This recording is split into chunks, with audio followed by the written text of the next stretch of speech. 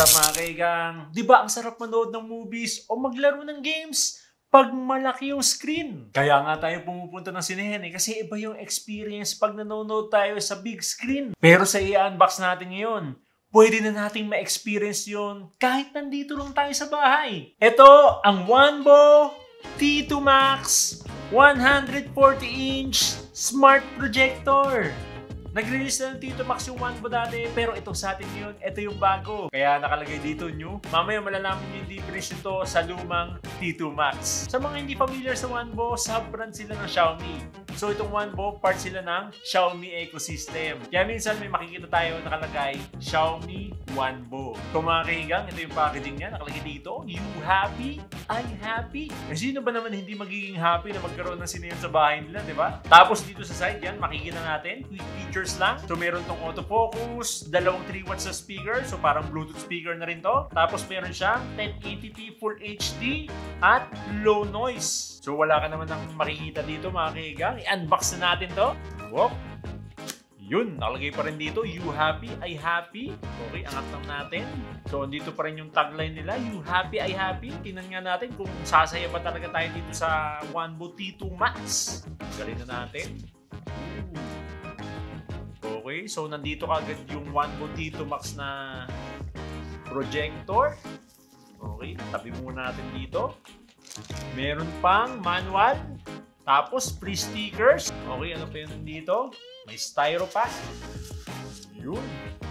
Okay, power adapter. Yan. Power adapter. Okay, remote. Nandito na rin yung remote. Yan. Okay, tabi muna natin to. Okay mga kaigang, bago natin check tong Wanbo T2 Max Smart Projector, check muna natin tong remote niya, no? Okay, buksan muna natin. Okay, punit ko. Tanggalin natin sa plastic. Yun. So, napaka-minimalistic ng remote niya. Oh. Okay, tapos makikita natin dito yung power button, mouse mode, multi-function key. Andito yung arrow keys, yan. Tapos yung OK button sa gitna. Tapos dito makita niyo yung setting, mute button, manual focusing, yan. Kung gusto niyo i-focus manually. Tapos back button, volume button, yan. Tapos yung home. Okay, meron na ba itong battery? Check nga natin. Whoop. Okay, wala pa. Yan pa sa box. Yan, check ko nga. Battery. Battery na bang kasama to? Okay, wala mga kaiga. Okay, kuha lang tayo ng battery. Okay mga ka-Wanbo. Okay mga kaigan, tanggalin na natin sa plastic tong Wanbo T2 Max. Whoop, yun. Okay, may mga plastic pa dito. Tanggalin na rin natin. Ooh, you know. Look at that. Whoop, sumabit. Okay, may plastic pa sa lens pero dahan-dahanin natin baka magasgas. Yun. Sobrang compact niya. Napaka-portable kaya hindi mahirap bitbitin. Kasyang-kasya sa bag nyo. Powered by Android 9 na rin to, kaya pwede kayo mag-download ng apps. So yung build quality niya mga kaigang, hard plastic, tapos matte na rin. Except dito sa harap, glossy, ayan. Tapos nandito yung lens niya, oh. Laki oh. Sobrang compact niya, tsaka napaka-lightweight, yan. 1 kilogram lang. Dito nyo naman oh. Compare ko yung size niya sa phone natin, yan. Look at that. Kita nyo yung size oh. Napaka-compact. Tapos kung makikita nyo yung grills dito, yan yung air outlet niya. Tapos dito sa likod, makikita natin yung air inlet. So hihigupin yung hangin dito, tapos ilalabas na dito sa harap. Tapos dito na rin sa likod, makikita nyo yung dalawang 3 watts na speaker. Ewan ko kung nakikita nyo sa camera. Ayan, maaninag nyo, dalawa sila. Tapos nandito na rin yung power supply, USB port, HDMI input. Kung gusto nyo i-project yung laptop nyo or desktop computer nyo, dito nyo isaksak sa HDMI input.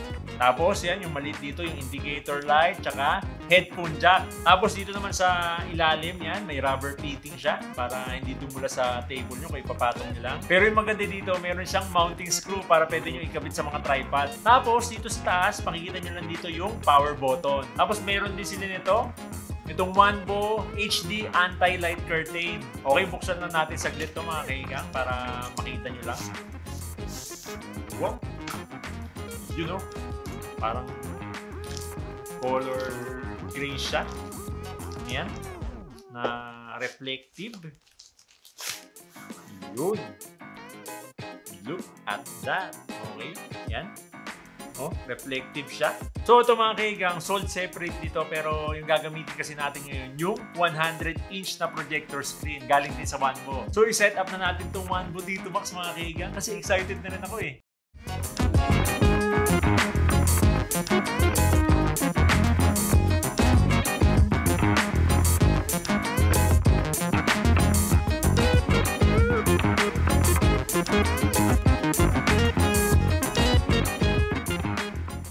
So mga kaigang, yung gagamitin natin yun, itong 100-inch screen projector ng Wanbo. Bali, napaka-minimal lang ng lighting setup natin ngayon. Andito lang yung ring light natin, tapos meron tayong ilaw dito sa taas. Pero mamaya papatayin din natin yan pagka-on natin itong Wanbo T2 Max. Okay mga kaigang, i-on na natin to. Press lang natin itong power button sa taas. Whoop! Yun! Nagpakita na yung logo ng Wanbo. Okay, nice! Enjoy the unlimited! Kala ko yung happy slogan na naman nila kanina. Okay, naglo-loading pa. Hintayin lang natin. Laki oh. Ooh. Yun, ito yung maganda dito. Auto-focus na siya, tapos nag-auto-calibrate na. Kaya napakadali i-set up. Wala ka nang gagawin. You know? Ooh, nice! So mga kaigang, ganito yung itsura ng projection niya pag medyo maliwanag. Kung mapapansin natin, hindi pa siya ganun kaliwanag kasi may ilaw pa dito sa studio natin. Kaya the best to gamitin pag madilim yung paligid mo. So yun mga kaigang, try natin mag-play ng video pag nakapatay na yung ilaw. Ooh! Ganda! Buhay na buhay yung itsura. Grabe. 100-inch? Ooh, parang tilapia eh. Parang nagutom ako bigla. Nag-grip ako sa tilapia. Bale, nakakonect na to sa Wi-Fi natin. Tapos meron na siyang Bluetooth, 1GB RAM at 16GB na storage. So smart projector talaga tong Wanbo T2 Max kasi meron na siyang mga home entertainment apps na pwede mong i-download. Okay, mag-play pa nga tayo ng ibang videos. Try pa natin mga kahiga. Kitang-kita natin yung mga play nila. Oh. Sarap manood mga kahiga. Nice!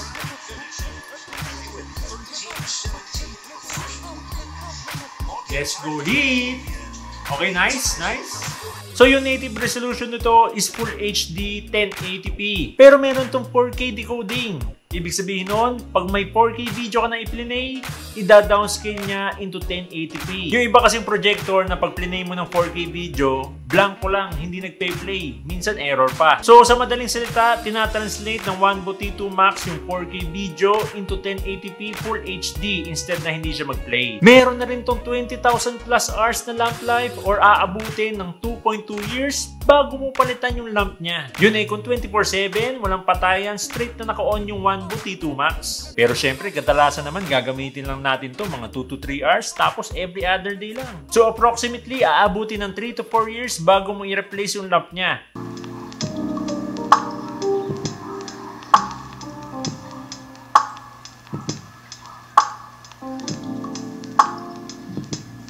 So mga kaigang, para sa akin, ang ganda na ng sound quality ng speaker nitong Wanbo T2 Max. Pero kung gusto nyo pa mas mapaganda pa lalo yung experience nyo, pwede nyong i-connect tong Wanbo T2 Max dun sa Bluetooth speaker nyo. So yun yung gagawin natin ngayon mga kaigang. Be right back, isi-set up lang natin saglit. Mas maganda pag may Bluetooth speaker nyo mga kaigang.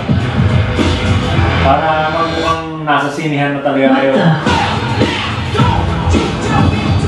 So yun mga kaigang, inuulit ko, pwede nyo i-connect yung laptop nyo dito, yung computer, via HDMI input. Pwede din kayo mag-screen mirroring dito sa Wanbo T2 Max. Pero yung itatry natin setup ngayon ay i-connect natin itong PS5 natin dito sa Wanbo T2 Max. So yun mga kaigang, setup lang natin to saglit, no? Be right back ulit. Okay mga kaigang, nandito na tayo. PS5 plus Wanbo T2 Max equals 100-inch gaming. Sarap. Oh. Okay,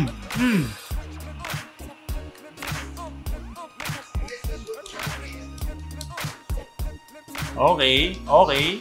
Yes, sir. Ooh, sarap maglaro. Nagpa-pop out yung colors. Ganda. Oh, at that. Kita nyo naman mga kahiga. Ba talaga pag malaki yung screen, no? Mas immersive. Mas feel mo yung pinapanood mo or yung nilalaro mo. Yung iba naman sasabihin, bumili ka na lang ng 100-inch na TV kaysa yung projector na yan. Eh yun nga lang, magkano naman yung 100-inch na TV ngayon? Eh yung mga presyo ng mga yan, nasa 150,000 to 200,000 pataas eh. Pero dito sa bagong OneBo T2 Max, for only 8,250 pesos, pwede ka na magkaroon dito ng 100 to 140 inch na smart projector. Compare sa lumang T2 Max, meron na tong autofocus at auto calibration. Hindi ka na magsiset manually. Nasa 450 ANSI nito pagdating sa brightness. Compare sa luma na nasa 250 ANSI lang. Hindi na tayo lalabas ng bahay. Yung sine, dadalhin na natin dito. At mas ma-enjoy din natin yung movies at gaming kasi napaka-affordable nitong OneBo T2 Max. Kaya kayo mga kahigang, anong papanoorin nyo dito sa OneBo T2 Max?